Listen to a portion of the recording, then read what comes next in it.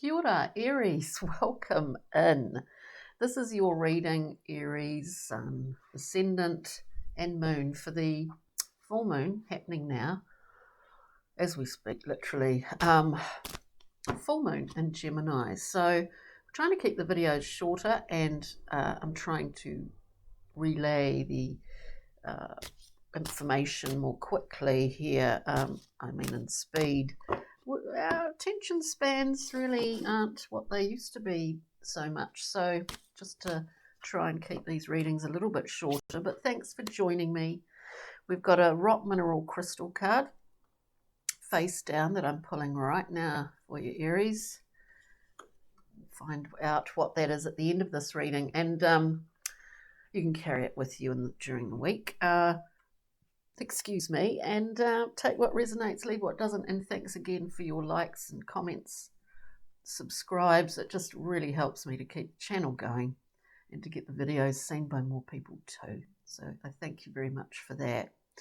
So let's get into it. We go through, we clarify with some other decks, and Aries. Let's see, full moon in Gemini. A lot of the themes throughout running as a thread, as often is the case with these readings, is about, not surprisingly, communication, our own, how we interrelate with others, maybe taking a breath to observe where we can possibly improve on that, or whatever, just being aware of certain things is always good, isn't it? So we come out here looking pretty nice. The beautiful sun, a very vital card. Play, life, vitality, enthusiasm, potentially a new enthusiasm to try some new things. Aries, you're not averse to that at all. We have the Page of Wands, experimental, youthful character. So we've got a lot of fun and sun and light and drive, willpower, to be quite experimental at this time, to test our own boundaries, probably as much as others, just kind of putting our wee feelers out.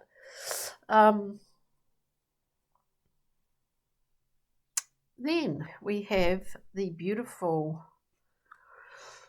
Nine of Cups. Now, in the Thoth deck, it is called Happiness, the Nine of Cups, and we see these beautiful, full, glorious coloured collection of cups. It is a card where we know, we're quite confident in that we know what makes us happy.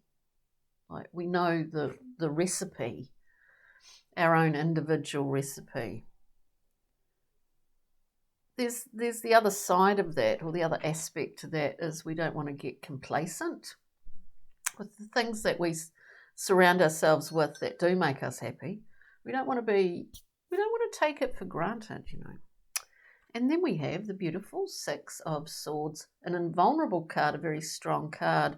But it's telling us here, Aries, that within these cards, as they are at the moment, we're moving to a better place, actually, for us. Whether it's psychological, whether it's actually travelling, or moving, relocating, we're on a really good track. So let's go through and clarify. We've got the Morgan Greer. Aries, let's just see. We're looking at the sun for Aries. We get the consummate manager, Knight of Pentacles. Steady and sturdy and reliable. And is it, in some ways, this card is a pivot point for the distribution of various things. Maybe you carry that role out yourself in your life, but there's a reliability about this card and very good managerial skills. And it's actually possibly something that for some Aries out there that really does make your sunshine, is to be that pivot point, is that you've got a lot of people that either rely on you or need you to be doing what you do because you're really effective at it. And it makes you feel good. Maybe you want to branch out, experiment a little bit more with that, with this Prince of Wands, grabbing the opportunity, possibly. We have Two of Wands. You know what your resources are. You know what your resources are. So you're focused on that. You understand that. You're projecting forward here. Now you may have to. It could be a change in a workspace or place or role. But you may well find Four of Discs. Very stable, solid, secure, but there seems to be a desire here that you're actually looking further forward. You know you're good. I mean, I just get that thing, you know you're good at this particular role, and it actually makes you feel good that you're good and effective, and people are relying on that. There's something about a choice being made in relation to wanting to be a little bit pushing more of your own boundaries, a little bit. You want more of a challenge. Come on, come on. I can just see Aries doing that. With that Two of Wands, projecting forward. What's your next move? And then we have the Four of Discs. As I said, stable, secure. What can you afford to let go of here? Because I don't think stability and security at this time in the Aries psyche is the most important thing. There's something more that you want, and it's just saying, what can you afford to let go of? Let's look at the Nine of Cups, the beautiful card of happiness. Excuse me. For Aries, Nine of Cups. Again, it's all about making a decision. It could be workplace decision, could be shifting, changing, even where you live. You're upping, you're wanting more of a challenge here, I think. So Nine of Cups, we're talking about knowing what makes us happy, not taking that for granted, those things for granted. And we've got another two. So we've got the Two of Wands here. We've got the Two of Swords. We're making a decision here based on what our instinct is. And I think the last read, you had real high octane intuitive stuff going on in the last reading at the new moon time. And I think that's still playing out with this Two of Swords, because it's not based on what you're seeing around you. It's based on what you're feeling. This decision, of which there is one. Six of Swords for Aries, please. Six of Swords. Invulnerable. Now the key here,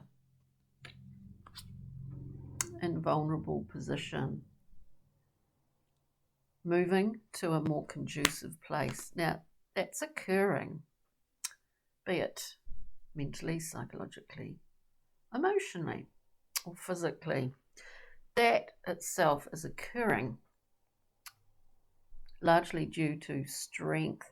Now this is mastering your own mind, which is an ongoing lifelong maintenance exercise, isn't it? But you understand the difference between your ego, not being blinded by the needs of others or people telling you how great you are at your job or something. You know what I'm saying? You're well aware of what you need, what you require, and you understand the difference between your ego and other aspects, psyche, all of that, conscious, what you're conscious of.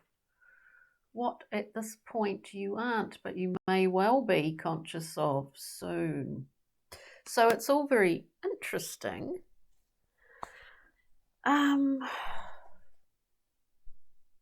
It's a confident Aries here. You're kind of the centerpiece in a lot of activity. So, you know, it's a good position to be in. We get the singer of initiation flying out. Another lesson to be learnt. And look, you're in the process of it, right? And it is an initiation. It's actually, you know, you're upping your game, Aries. Singer of initiation.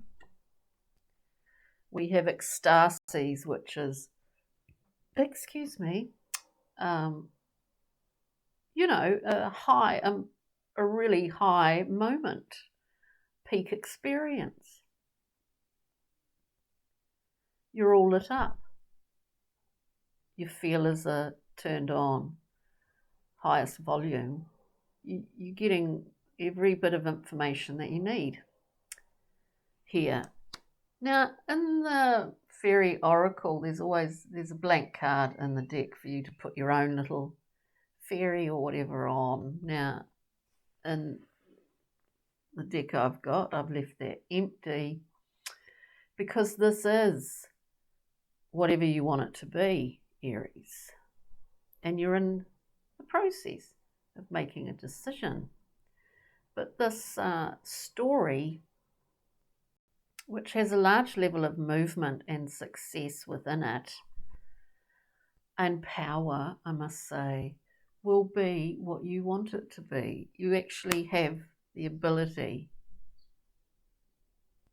to create that from where you're at right now.